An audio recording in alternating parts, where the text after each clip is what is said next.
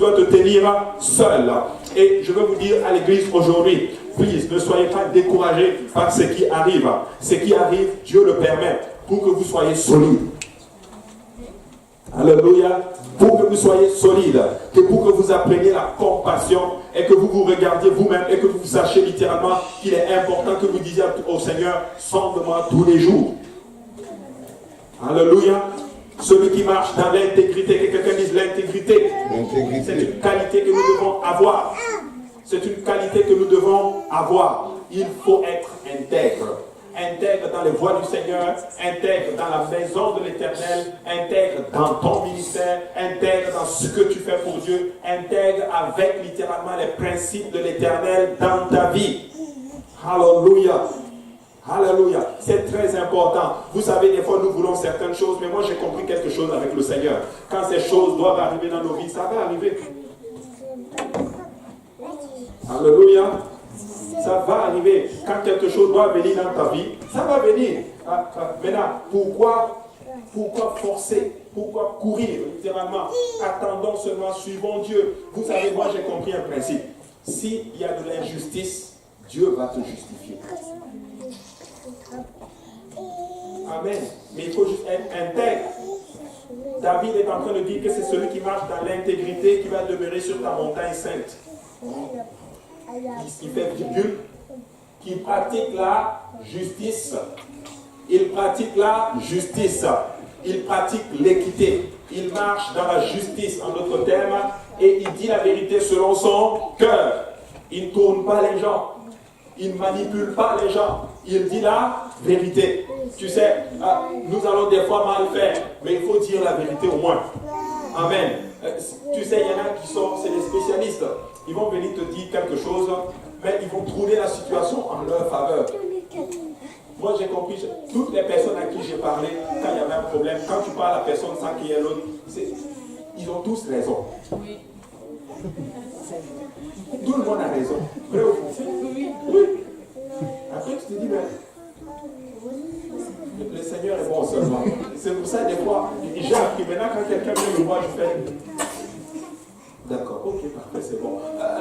Et puis c'est bon, et puis tu laisses. Et puis ça va se régler tout seul. Amen. Deuxième point, très très très important. Il faut dire la vérité selon son cœur. Et c'est important, il faut être vrai. Il faut être vrai. Écoute, si tu as mal fait, dis, ok, moi j'ai mal fait, c'est ça qui est arrivé. Bon, voilà, j'ai mal fait, c'est ma faute. Mais il faut être intègre, dire la vérité selon son cœur. Amen. Regardez ce qu'il dit au verset 3 littéralement. Il dit ceci, il ne calomnie point avec sa langue. Point avec sa langue, littéralement. Tu sais, la langue, c'est puissant. Nous pouvons détruire avec la langue. Nous pouvons tuer avec la langue. Voilà pourquoi nous devons faire attention aux mots qui sortent de nos bouches. Jacques le dit, celui qui contrôle sa langue, il contrôle spécifiquement tout son corps. Celui qui garde sa langue en bride, la langue est comme un gouvernail. Le gouvernail dans un bateau, c'est à travers ceci qu'on fait. C'est à travers le gouvernail qu'on contrôle tout le bateau. Mais à travers la langue, tu vas contrôler tout le corps. Alléluia. Que tout le corps, littéralement. Tu sais, quand on parle de séjourner, ça vient de tomber parce que vous savez, je préparais en fait un autre message. En d'autres termes, j'avais une série, un message, et puis Dieu va dans cette direction. Mais là, je veux vous dire littéralement ce que j'étais en train de préparer au niveau de séjourner. Regardez, si tu vas dans Luc chapitre 19, nous allons voir quelque chose d'assez particulier. Luc chapitre 19, à partir du verset 1, la Bible dit, Jésus étant rentré dans Jéricho, traversait la ville, et voici un homme riche appelé Zachée, chef des publicains, cherchait à voir qui était Jésus. Jésus traversait juste la ville. Ce passage, nous le voyons seulement que dans Luc. C'est Luc qui donne ceci. Et Zachée est un personnage assez spécial dans les Écritures. Jésus traversait la ville, et cet homme qui était riche, la Bible dit, il cherchait à voir qui était le Seigneur Jésus-Christ. Maintenant, regardez ce que la Bible dit. La Bible dit qu'il est difficile à un riche d'entrer dans le royaume de Dieu. Mais la Bible dit que Zachée était riche. Quand il dit que c'est difficile, il est en train de parler de ceux qui se confient dans leur richesse. Amen. Maintenant, regardez ce qui se passe. Cet homme riche appelé Zachée chef des publicains cherchait à voir qui était Jésus. Savez-vous ce que veut dire Zachée? Zachée veut dire pur. Il était riche, mais il était pur, dans le sens où il était sincère, il était intègre. En fait, il dit la vérité selon son cœur. Il sait que moi-même je suis riche, je suis un mauvais type. Mais la Bible dit qu'il cherchait à voir qui était Jésus. Amen. Maintenant, regardez ce que la Bible dit. Ça, c'est Marc qui dit dans sa version, en ce qui concerne les riches. Les disciples furent étonnés de ce que Jésus parlait ainsi, et reprenant, il leur dit, mes enfants, qu'il est difficile à ceux qui se confient dans les richesses d'entrer dans le royaume de Dieu. Mais Zachée était riche, mais Zachée cherchait le Seigneur, en d'autres termes. Maintenant, regardez, revenons dans Luc 19, verset 3, la Bible dit, mais il ne pouvait y parvenir à cause de la foule, car il était de petite taille. Zachée était de petite taille, et en plus de cela, il y avait un obstacle qui était la foule.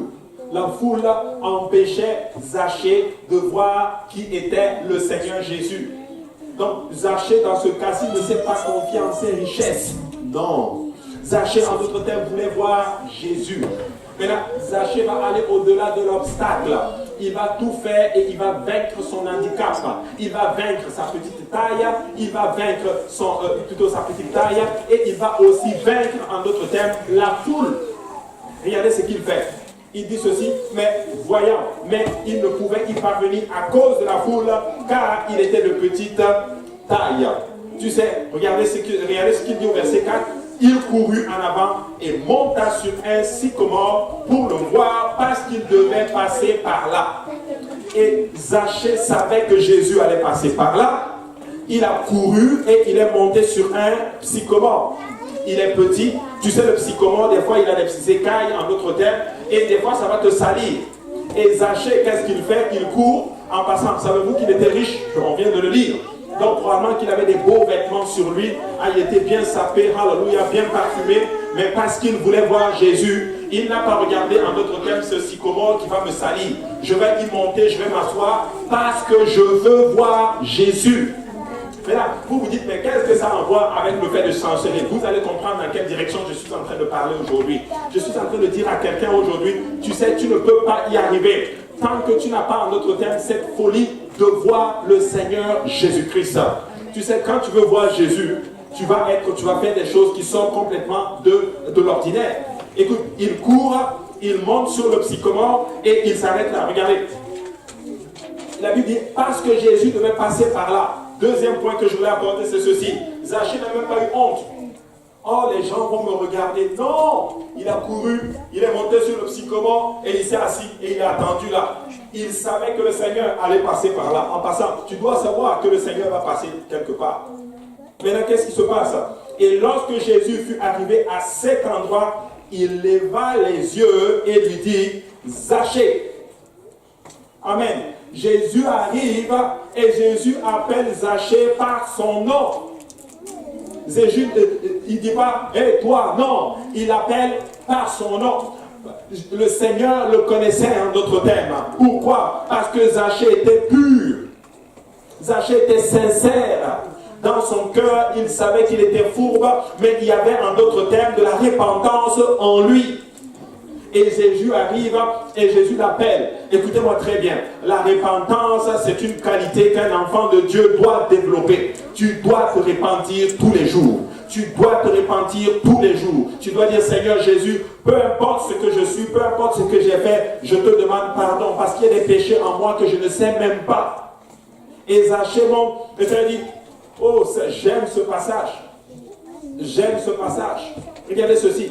Il dit, Zachée, à toi de descendre, car il faut que je demeure aujourd'hui dans ta maison. David dit, qui séjournera dans la maison sur la montagne sainte? Jésus dit, Zachée, à toi de descendre, parce que je dois demeurer dans ta maison.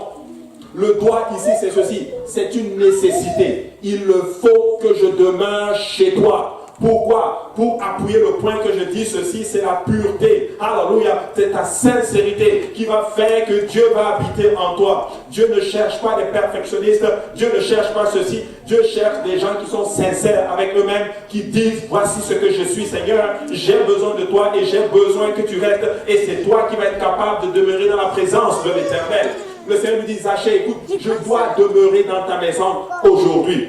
La Bible dit, Zachée se hâta de descendre. Tu sais probablement que les gens qui étaient autour de Jésus devaient voir ceci. Mais comment ça se fait? Nous, on est autour de lui, mais lui, il est en train, il arrive, et c'est Zachée seulement qui le regarde. Écoute, il regarde en d'autres termes, et Zachée descend. Les autres devaient être probablement jaloux de lui. Il arrive, et c'est lui seul qu'on appelle. Tu sais, Dieu sonde les cœurs et les reins. Dieu sonde ton cœur, Dieu sonde mon cœur. Tu sais, si à l'intérieur, s'il n'y a pas de pureté, si à l'intérieur, il y a comme certaines choses cachées. Tu sais, des fois, hier je priais,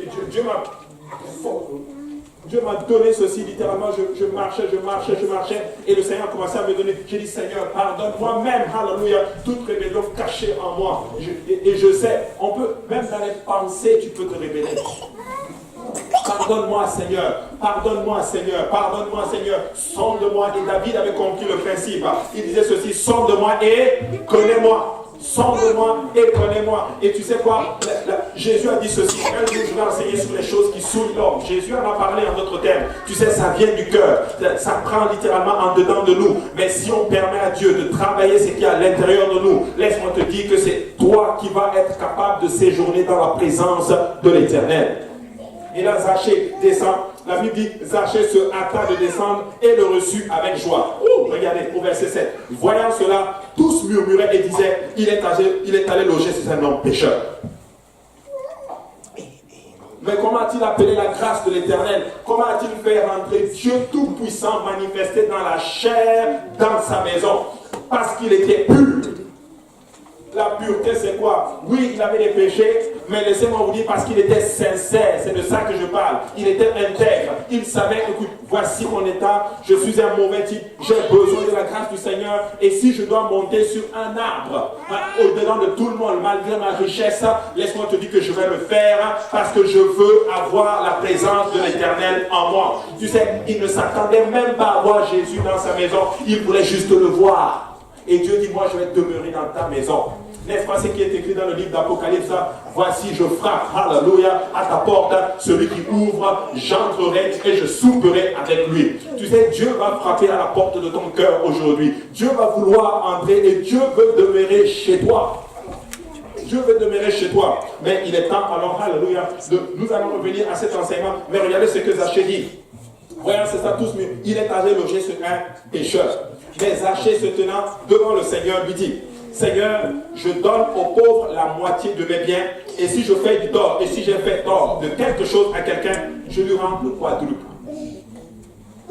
Il dit, je lui donne 4 fois ce que j'ai fait. Écoute, il avait vraiment une attitude de repentance. Voilà pourquoi Jésus a dit, moi je veux juste demeurer chez toi. J'avais regardé le mot demeurer, ça veut dire rester. Je veux rester chez toi, en d'autres termes. Parce que toi, au moins, tu es sincère avec moi. Tu ne cherches pas, en d'autres termes, à faire un double jeu, en fait. Et Jésus lui dit ceci, et ça, je l'aime beaucoup. Le salut est entré aujourd'hui dans cette maison, parce que celui-ci est aussi un fils d'Abraham. Tu sais, le salut, c'est quoi? J'ai regardé le sens du mot salut ici. C'est toutes les bénédictions qui peuvent venir dans ta vie jusqu'à ce que le Seigneur revienne et qui va te faire aussi entrer dans l'éternité avec Jésus. C'est littéralement le salut en d'autres termes. Tu sais pourquoi? Parce qu'il a démontré en d'autres termes qu'il était sincère. Peuple de Dieu, nous devons être sincères. Nous devons être sincères. Il faut être intègre. Ce n'est pas un jeu. Ce n'est pas de la blague. C'est être sincère. Allez devant Dieu, dis, voici mon état, Père. Prends-moi tel que je suis, change-moi. Alléluia, change-moi. Le Fils de l'homme est venu chercher et sauver ce qui était perdu. Dans toute la ville, c'est Zachée qui était appelé. Par son nom. Je vais dire à quelqu'un aujourd'hui, et on revient, et David pose la question. qui séjournera sur la montagne sainte de l'Éternel. Celui qui marche dans l'intégrité, qui pratique la justice et qui dit la vérité selon son cœur. Zachée sait que moi je suis un homme pécheur. Il dit, moi je sais que j'ai fait du mal à beaucoup de personnes. J'ai détruit beaucoup de personnes. Et il dit ceci, je te rends 4 fois ce que j'ai fait. 4 fois ce que j'ai fait. Ça c'est Zachée. Dieu dit non, je vais demeurer chez toi. Et nous revenons dans le psaume 15. Et David dit ceci, celui qui demeure la montagne, il ne calomnie point avec sa langue. Il ne fait point de mal à son semblable. Et il ne jette point l'opprobre sur son prochain. Il ne fait point de mal à son prochain. Il ne va pas calomnier avec sa langue. Et il ne va pas faire de mal à son semblable. C'est quoi la calomnie? C'est discréditer quelqu'un. C'est détruire la réputation de quelqu'un. Et on est en train de savoir comment ne pas chanceler. Vous savez, c'est des prédispositions. Et si nous travaillons ces choses, nous fermons la porte. Ça n'arrive pas du jour au lendemain, on se prédispose aux choses, en d'autres termes. Et David est en train de nous apprendre, en d'autres termes, comment faire pour ne jamais s'enchever. Il ne calomnie point avec sa langue. Notre langue, c'est dangereux. Faisons attention à ce qui sort de nos bouches. Il faut la renier plusieurs fois. Il faut parler en langue. Il faut prier. Des fois, il faut juste se taire. Et puis regarder. Moi, je n'ai jamais vu quelqu'un qui a essayé de se faire justice soi-même et qui a obtenu faveur avec Dieu. Jamais. Tu ne peux pas me montrer ça dans les Écritures, ça n'existe pas. David ne s'est pas fait justice. C'est juste assis. Il a marché selon les principes. Il a marché selon les voies du Seigneur. Et Dieu a fini, en d'autres termes, par le placer là où il devait s'asseoir. Écoute-moi bien. S'il y a quelque chose qui est destiné pour toi, tu n'as pas besoin de forcer dessus. Laisse faire. Dieu va te le donner. Amen. Dieu va te le donner. Et là, il dit ceci, il ne calomnie point avec sa langue et il ne fait point de mal à son semblable. Faire le mal, c'est quoi? C'est faire ce qui n'est pas bon à son semblable. Tu sais, des fois, il faut juste se mettre à la place aussi des autres. Amen. À la place des autres. Seigneur, non, tu vas parler ceci, ça va faire du mal à tel, laisse faire. Nous faisons beaucoup de mal, trop de mal dans la maison de Dieu. Nous faisons beaucoup de mal. Amen. Je ne peux pas, on ne va pas sortir tous les dossiers là, littéralement, mais des fois nous faisons trop de mal. Et nous devons faire très attention avec cela. Et la Bible dit, il ne jette point l'opprobre sur son prochain. C'est la faute de tel, c'est la faute de tel. Tel ne marche, ça ne fonctionne pas comme ça ne fonctionne pas comme cela. Écoutez, il n'y a rien de parfait. Si tu cherches la perfection, tu vas détruire les gens autour de toi. Rien n'est parfait. Écoutez, tout le monde, les choses ne vont pas fonctionner comme tu veux. Tu ne peux pas tout avoir dans la vie, ça n'existe pas. Amen. Nous ne sommes pas parfaits. Et là, ces gens-là qui exigent la perfection autour d'eux, ils détruisent tout simplement les gens qui sont autour d'eux. Non, écoutez, nous allons apprendre, il n'y a que Dieu qui est parfait et c'est Dieu qui est en train de faire son œuvre parmi nous, mes frères et sœurs. Mais nous voulons juste avancer et être sauvés. Écoutez-moi bien, cette trompette, de toute façon, elle va sonner un jour. Et seule l'éternité va révéler ce que nous sommes en train de faire littéralement, si c'est du réel ou pas du réel. Mais moi, je vais vous dire une chose, nous avons la ferme certitude, alléluia, que ceci est réel. Dieu est en train de faire de grandes choses. Nous ne sommes pas parfaits, mais comme Zachée, si nous développons cette sincérité dans notre cœur, alléluia, Christ va habiter ici. Christ va habiter en nous et Christ va faire son œuvre. Amen. Alléluia. Alors, nous ne voulons plus... Écoutez, développons toutes ces choses littéralement. Je reviens encore aux attitudes. Travaillons les prises. Ça là, c'est ça qui ouvre les portes littéralement. Allez, en tout cas, regardez, au verset 4, il dit ceci. Il regarde avec dédain celui qui est méprisable, mais il honore ceux qui craignent l'Éternel. Alléluia. Il regarde avec des nains celui qui est méprisable. Quand il dit celui qui est méprisable, c'est ceci. C'est pas en d'autres termes celui qui est ou du moins, ou par exemple un itinérant. Non, c'est pas ça. C'est celui-là en d'autres termes qui méprise les voies de l'Éternel. C'est celui-là qui méprise, alléluia, ce que Dieu est en train de faire littéralement. Écoutez, nous ne devons pas mépriser. N'est-ce pas que Dieu est bon avec nous? N'est-ce pas que Dieu fait de grandes choses avec nous? Moi, je ne méprise pas ceci. Non, je ne peux pas mépriser ceci. Dieu nous a bénis à travers ceci. Il a béni beaucoup à travers ceci. Nous ne pourrons pas mépriser, mais il dit ceci. Il regarde avec honneur, littéralement, il honore ceux qui craignent l'Éternel. Amen. Ceux qui craignent l'Éternel, en d'autres termes, regardez, ils ne se rétractent point. Amen. Ils ne se rétractent point. Qu'est-ce qu'il est en train de dire ceci? Il ne se retire pas. Il est là, il est solide, il est fidèle, l'intégrité est là, en d'autres termes, et il marque littéralement, et il continue, il ne se rétracte point. Et s'il fait un prêt, il ne se rétracte point, s'il fait un paiement à son préjudice, littéralement. Ça veut dire ceci, tu as fait une alliance avec Dieu avant là, tu ne changes plus tes positions. Alléluia. Alléluia. Amen, amen. Alors, oui, c'est ça. Il ne se rétracte point s'il fait un serment à son préjudice. Tu sais, écoute, as-tu déjà fait un serment à Dieu? As-tu déjà pris une alliance avec Dieu? Reste sur ta position. Il y en a qui ont, ah non, Dieu fait une alliance, oh Dieu est bon, Dieu m'a dit ceci, tac, tac, tac, tac. Après, tu vois, les circonstances changent, mais la personne aussi change. Écoute, tu deviens un peu comme un roseau. Le vent souffle, le vent souffle, le vent souffle. Écoute, quand tu es sur le rocher solide, le vent va venir, mais toi tu vas rester comme cela. Alléluia. Toi tu vas rester comme cela. Écoutez, les vents des mauvaises doctrines